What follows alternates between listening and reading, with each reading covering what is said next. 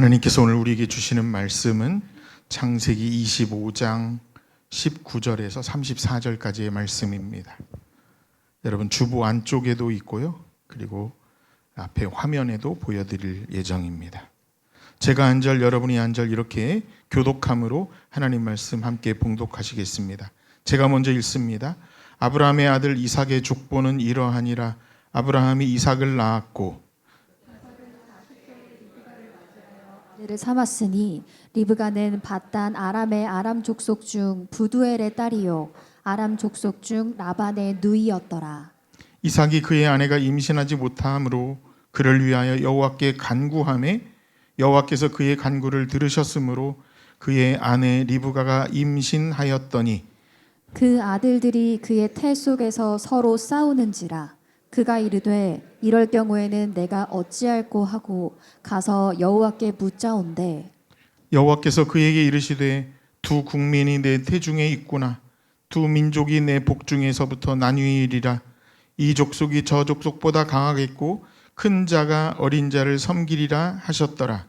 그 해산 기한이 찬즉 태에 쌍둥이가 있었는데 먼저 나온 자가 붉고 전신이 털옷 같아서 이름을 에서라 하였고 후에 나온 아우는 손으로 에서의 발꿈치를 잡았으므로 그 이름을 야곱이라 하였으며 리브가가 그들을 낳을 때에 이삭이 60세였더라.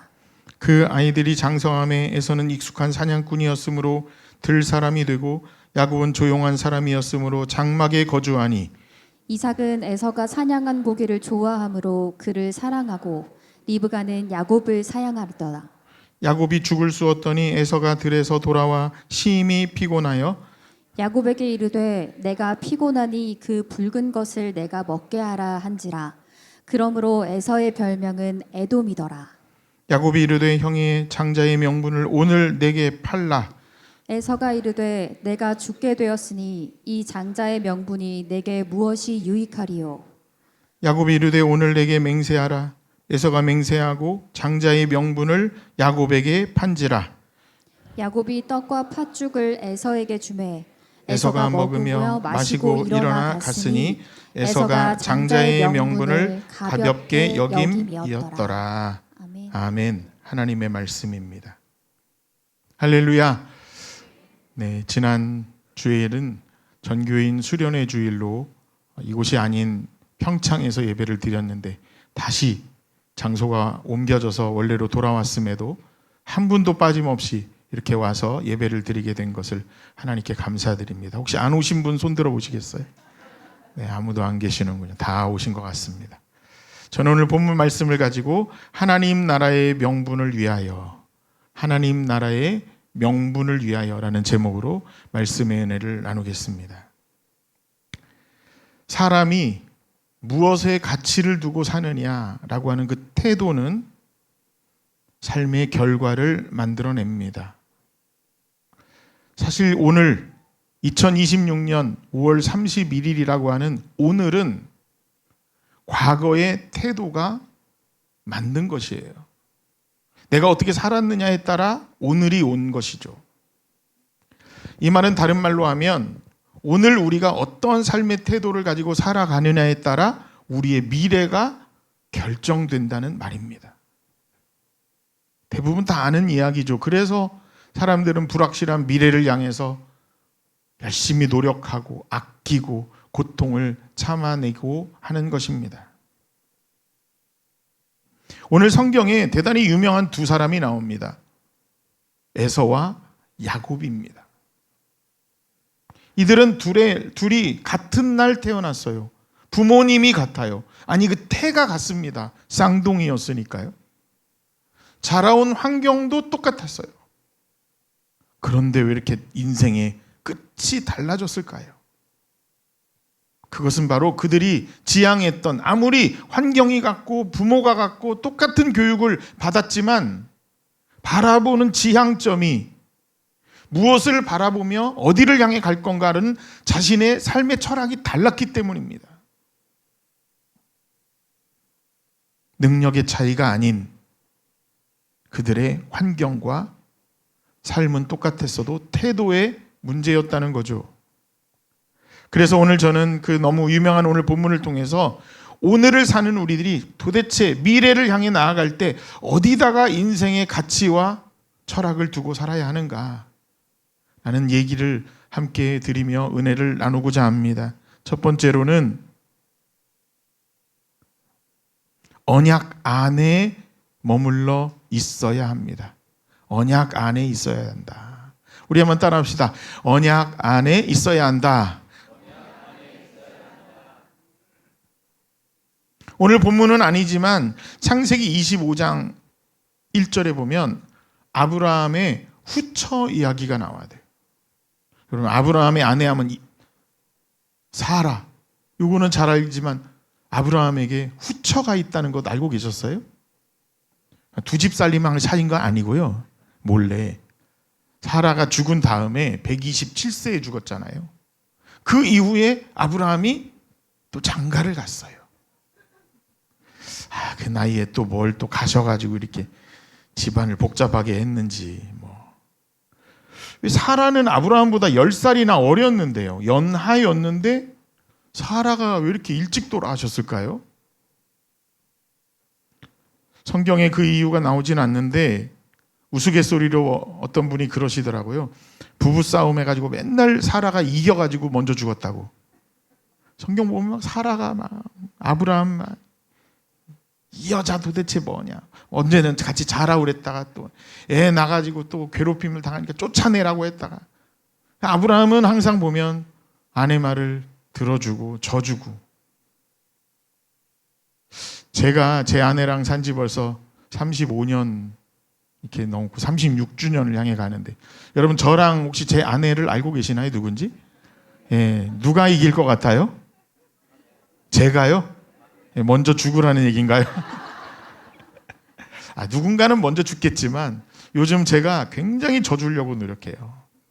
뭐 별로 싸우진 않지만 무슨 뭐 다툼이 있으면 제가 그래 당신이 이겼어.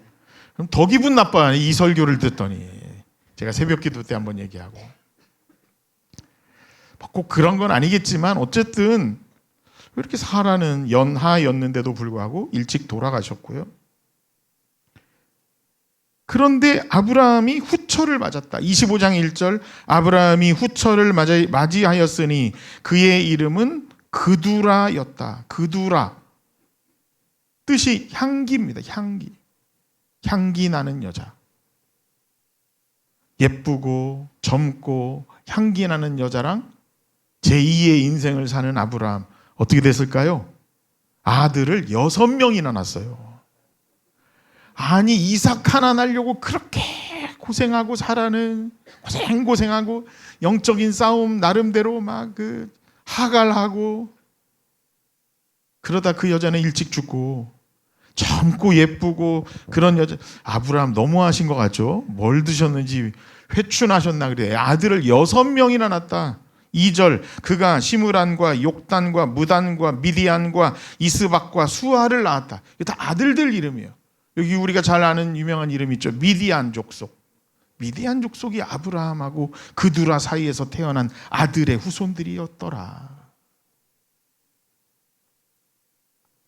이제 정말 아브라함도 자신의 죽음을 인지하고 한 가지 특이한 행동을 합니다. 5절 아브라함이 이삭에게 자기의 모든 소유를 주었고 이제 죽을 때가 다가오니까 이삭을 불러서 자기의 모든 소유를 주었다요. 그럼 남는 게 없을 것 같죠? 근데 6절 자기 서자들에게도 재산을 주어 생전에 자기 죽기 전에 그들로 하여금 자기 아들 이삭을 떠나 동방 곧 동쪽 땅으로 가게 하였더라. 우리 한번 따라합시다. 가게 하였더라. 굉장히 중요한 포인트예요. 한 번 더 가게 하였더라. 유대인들의 성경 해석서인 미드라시를 읽어보면 이삭에게 준 것은 소유, 그리고 그두라와 그의 6 아들들에게 준 것은 재산, 이 단어를 구별해서 씁니다. 소유는 부동산이에요. 이삭에게는 부동산을 줬어요.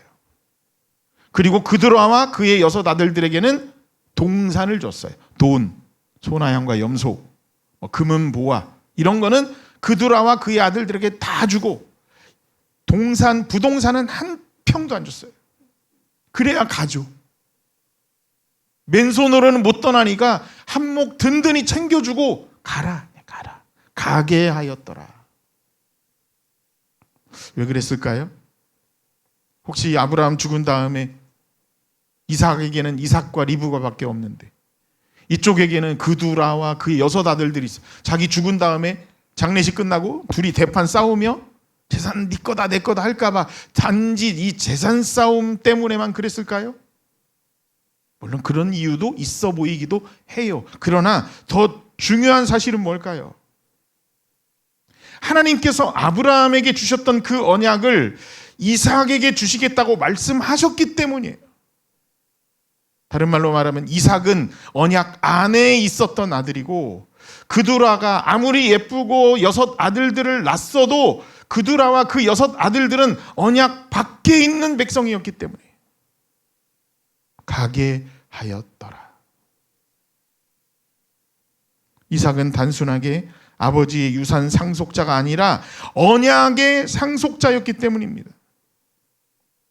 그드라와 그의 아들들도 재산을 많이 받았어요. 그러나 하나님의 언약은 받지 못했습니다. 사랑하는 여러분, 자녀들에게 어떻게 유산 좀 물려주시려고 준비하고 계신 분이 있습니까? 주면 좋아하겠죠. 우리 엄마 아버지 언제 죽나. 혹시 그런 아들 불효막심한 아이들도 있을 수도 있어요. 그러나 여러분, 자녀들에게 유산을 물려주고 집 한 채 주고 땅 한 평 주는 것보다 더 중요한 게 무엇입니까? 언약 안에 머물도록 신앙의 유산을 물려주는 것인 줄 믿습니다. 오늘 저와 여러분은 하나님의 언약 안에 있는 사람 맞을까요? 오늘 우리가 예수를 그리스도로 믿고 예수 그리스도를 나의 구주로 인정한다면 이 언약의 끝판왕은 예수님이니까, 메시아니까, 완성자는 메시아니까, 예수님이니까 여러분, 우리가 예수를 그리스도로 믿고 있다면 저와 여러분은 언약 안에 있는 사람들인 줄 믿으시기 바랍니다. 우리는 언약 안에 있어요. 그렇다면 우리가 가게 해야 할 것들이 있어요. 내 안에, 내 신앙생활 안에, 내 철학 안에, 내 사상 안에. 이것들은 빨리 가게 해야 되겠다. 그것이 뭘까요? 세상의 생각, 세속적인 생각, 물질 중심주의, 정욕의 생각, 하나님께서 기뻐하시지 않는 것들, 여러분 다 알잖아요. 이거 하나님 안 좋아하실 텐데. 그런 것들은 다 어떻게 해야 돼요? 가게 하였더라. 한 번 더 큰 소리로 시작. 가게 하였더라. 보내시기를 주의 이름으로 축복합니다.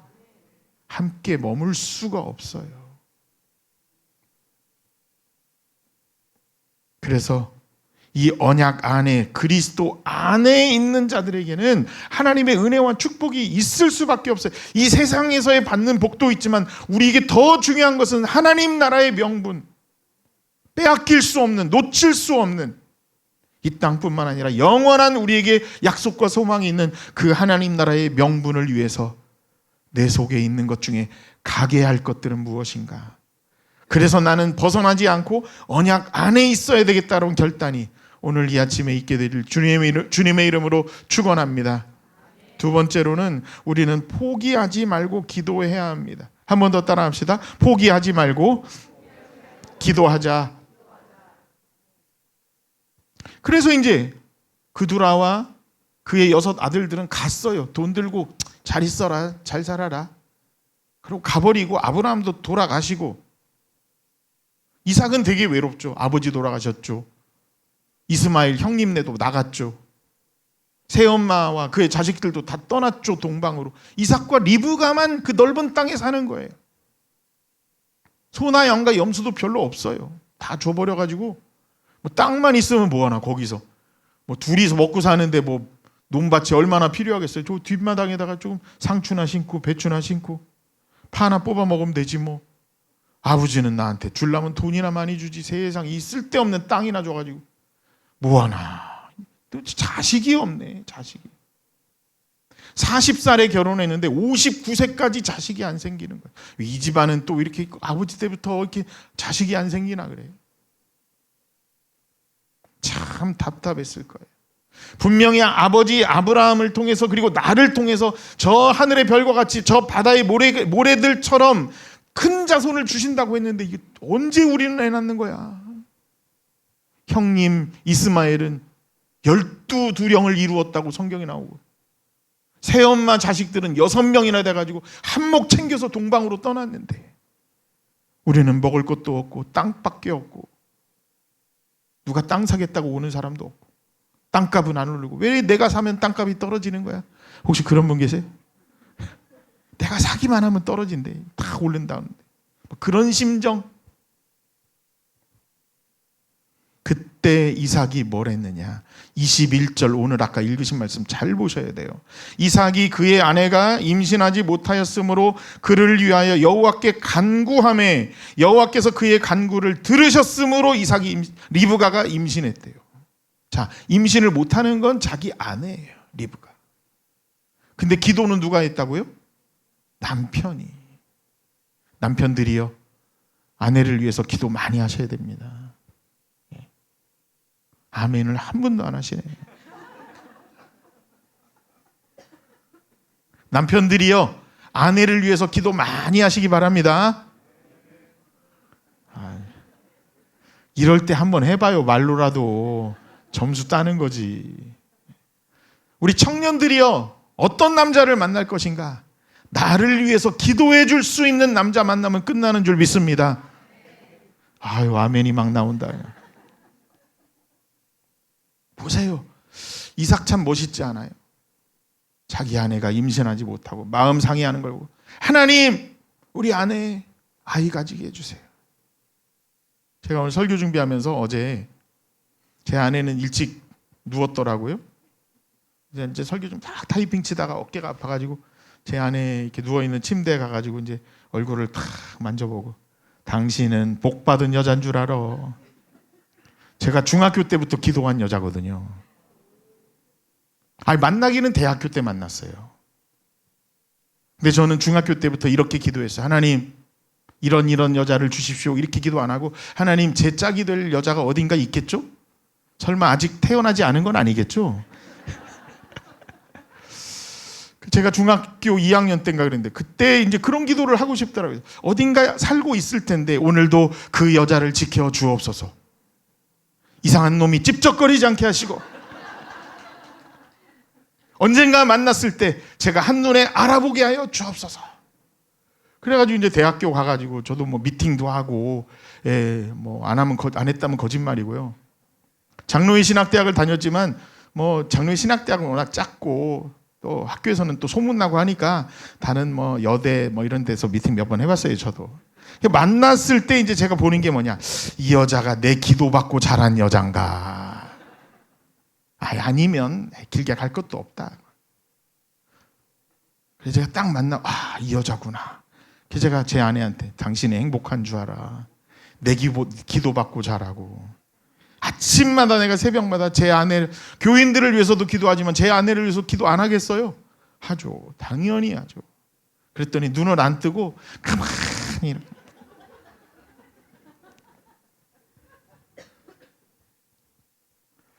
이삭이 어떤 기도를 했냐면 3가지 중에 한 가지를 했어요. 히브리어로 기도하다라는 단어가 3종류가 있는데 맞춰보세요. 1번 팔랄.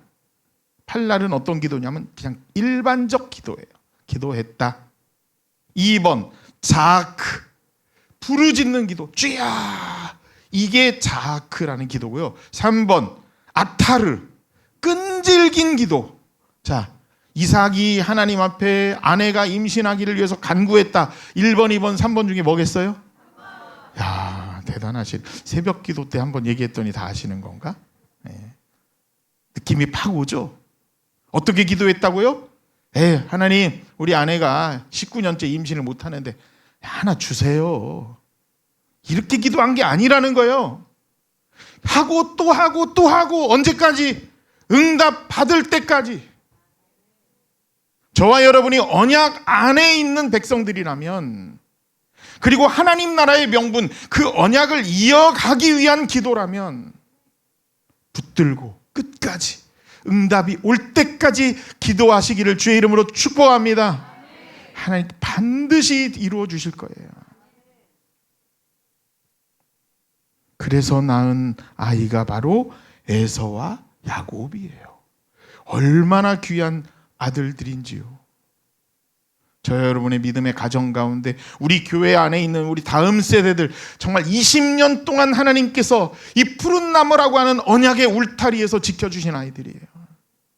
이 사랑하는 아들, 딸들이, 년들이 하나님 나라에 아름답게 쓰임받게 될 줄 믿습니다. 마지막 세 번째로, 지켜내야 내 것이 됩니다. 마지막으로 우리 한번 따라 합시다. 지켜내야 내 것이 된다. 이 두 아들을 쌍태로 임신한 리브가가 뭐 지금처럼 초음파 기계가 있었던 것도 아니고요. 어떻게 뭐 두 아이가 있었던 걸 어떻게 알았겠어요? 근데 유난히 태동이 너무 심해요. 그러니까 하나님께 물어봅니다. 22절, 여호와께 묻자오되 하나님 이 어찌하오리까? 그랬더니 하나님이 또 답변을 해주십니다. 리브가에게. 두 국민이 내 태중에 있구나. 야, 너 쌍둥이야. 두 민족이 내 복중에서 나누이리라. 이 족속이 저 족속보다 강하겠고 큰 자가 어린 자를 섬기리라. 리브가가 이해했을까요? 이게 뭔 말인지? 제 생각에는 이해 거의 못했을 것 같아요. 뭔 소리야, 쌍둥이구나, 이 정도? 근데 뭐가 나뉘고 뭐 섬겨? 뭐냐, 아이간 뭐 쌍둥이니까 이렇게 난리를 쳤구나 하고 애들이 태어났어요. 어느 날, 그리고 그 두 아이가 커가면서 일어난 사건이 바로 그 유명한 팥죽 사건입니다. 사냥을 좋아했던 에서가 사냥 갔다가 돌아왔는데 너무 배고프고, 그렇겠죠. 말을 탔는지 뛰어다니면서 에서는 그냥 에너제릭 했으니까, 에너지가 넘쳐나는 아이니까.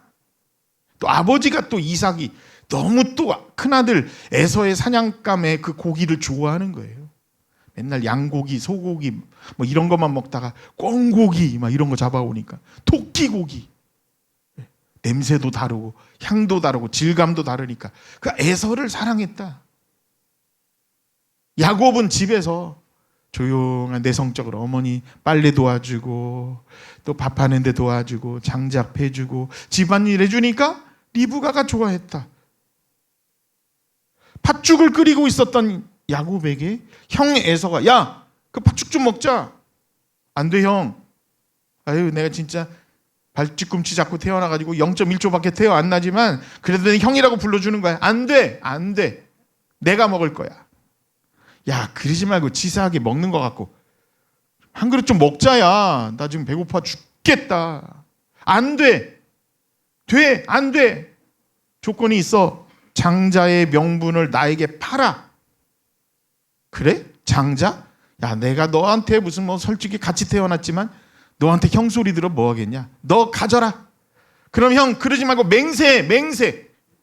그래, 맹세할게. 맹세는 히브리어로 7이라는 의미가 있어요. 7번. 맹세. 너 가져라. 너 가져. 장자 명분 너 가져. 애따 가져라. 너 가져. 다 가져라.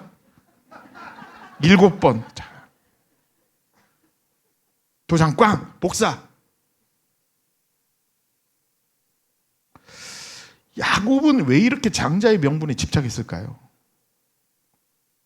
구약의 전통을 보면 초태생 장자에게는 다음과 같은 특권이 있었어요. 첫째, 아버지 뒤를 잇는 가장으로 가문의 대소사를 주도하며 처리한다.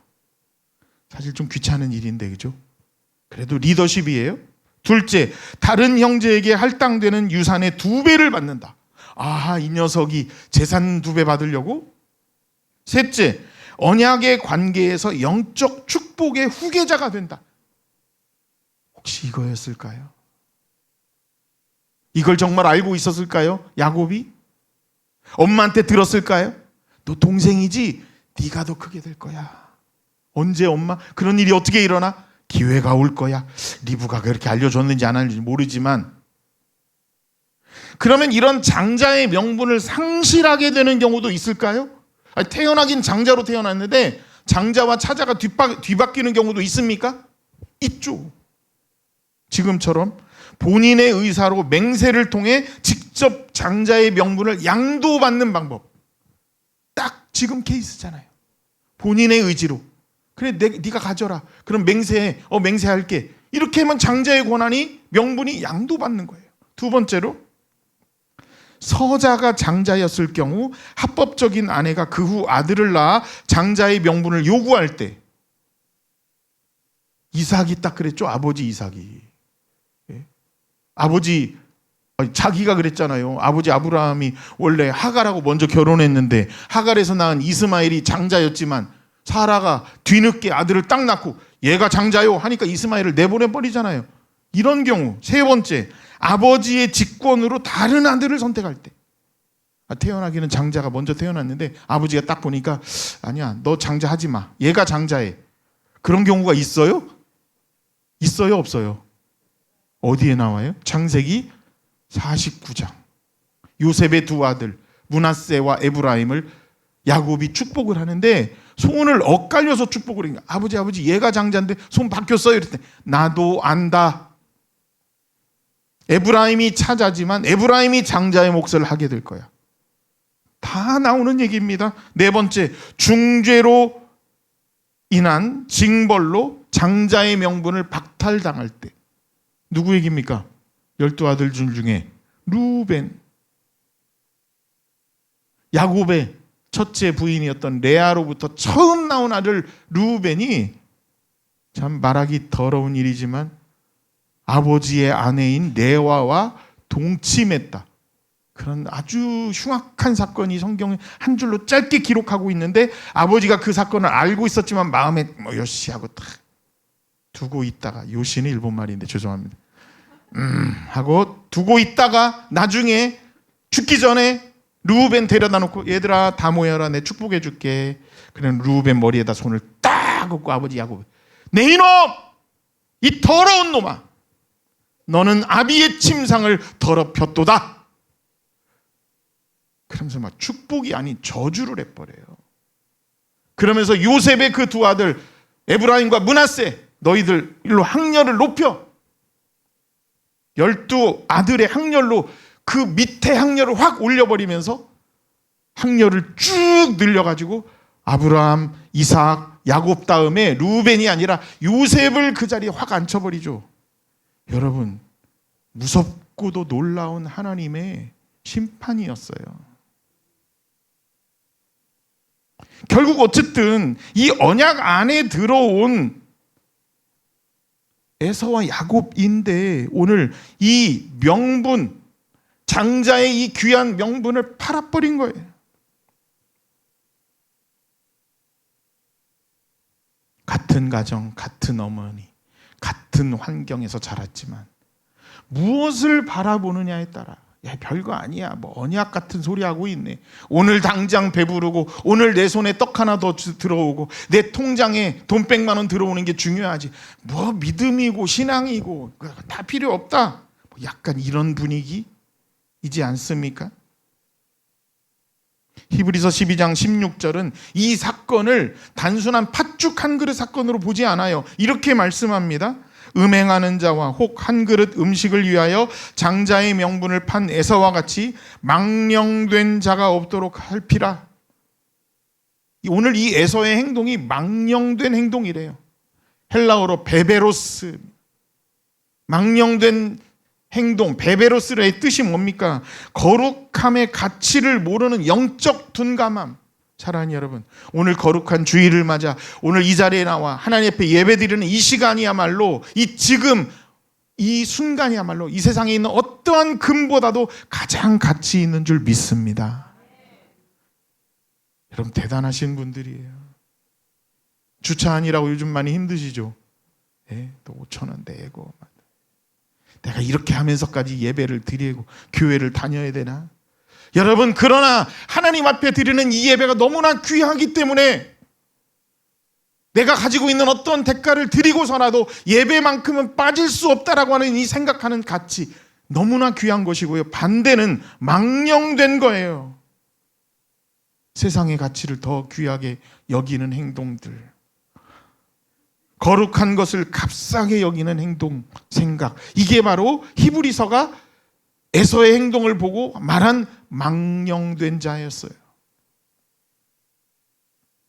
아니 뭐 그두라와 그의 아들들은 언약 안에 있지 못했기 때문에 가게 하였지만 언약 안에 이미 들어와서 하나님 나라를 이루어가고 있는 에서와 야곱, 에서는 그만 망령된 행동으로 언약 밖으로 밀려나고 말았다라는 것입니다.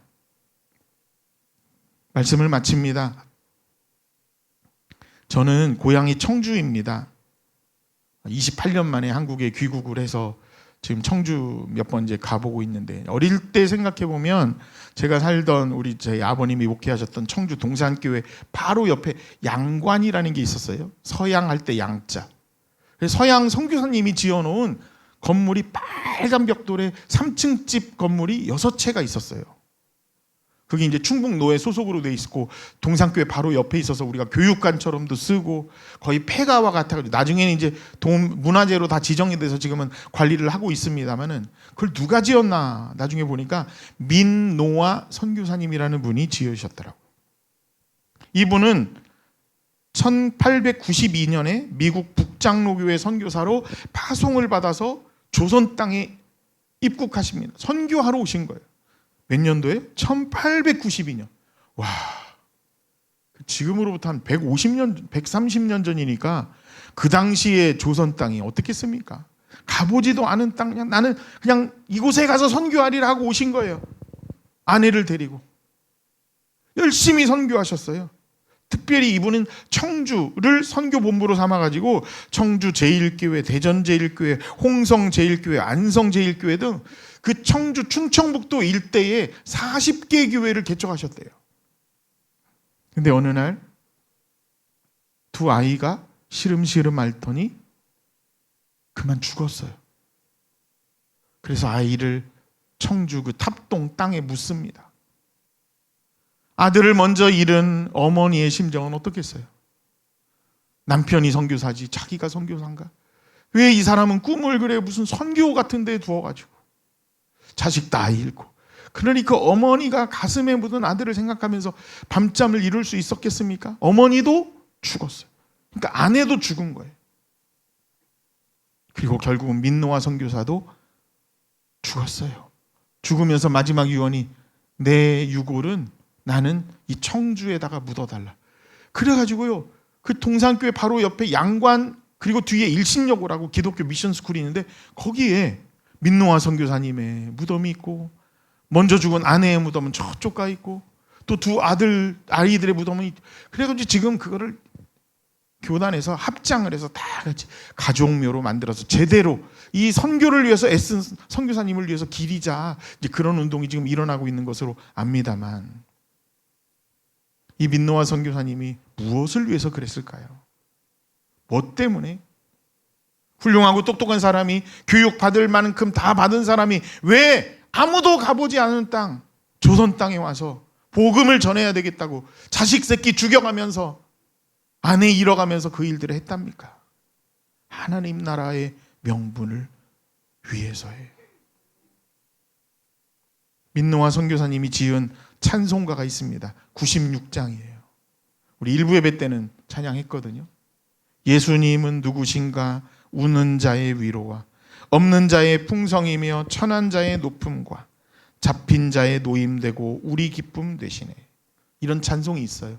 예수님은 누구신가? 1절부터 4절을 부르다 보면 야 무슨 신학을 정리해 놓은 것 같아. 신학. 이거를 노래 가사로 부르다 보면 교회론이 생기고 예수님, 기독론이 생기고 구원론이 생기고, 그러니까 무식한 그 당시에 하나님을 알지 못하는 사람들에게 복음을 전해야 되겠는데 노랫말을 만들어서 가사를 지어가지고 하나님 나라의 복음 이야기를 한 거죠. 하나님 나라의 명분을 위해서 언약 안에 있는 여러분, 그 언약을 지켜내시기를 바랍니다. 값싼 세상의 무료에 가치 있는 천국의 소망을 바꾸지 마시기 바랍니다. 거룩함을 모르는 영적 둔감함을 조심하십시다. 그리고 포기하지 말고 끝까지 아타르 기도하십시다.